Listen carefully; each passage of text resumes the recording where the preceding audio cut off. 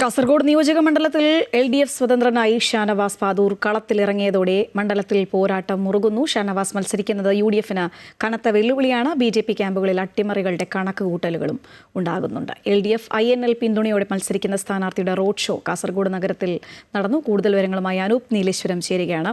അനൂപ്, ഷാനവാസ് പാദൂർ കൂടി എത്തുന്നതോടുകൂടി കാസർഗോഡ് നിയോജക മണ്ഡലം കൂടുതൽ ആവേശത്തിലേക്ക് കടന്നിരിക്കുകയാണ്. ഇന്നത്തെ അവിടുത്തെ ഒരു തെരഞ്ഞെടുപ്പ് ചിത്രം അല്ലെങ്കിൽ ഒരു ആവേശം അതെങ്ങനെയാണ്?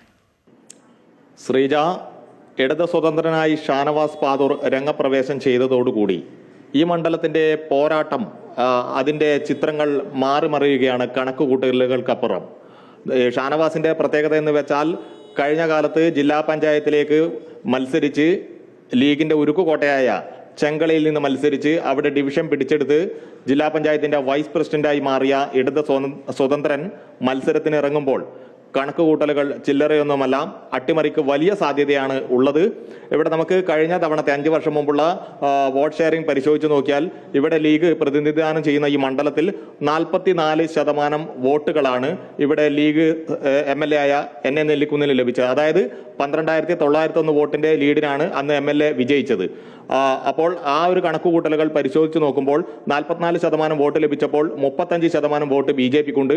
അതേസമയം 19.7% വോട്ട് ഇവിടെ INL-നുമുണ്ട്.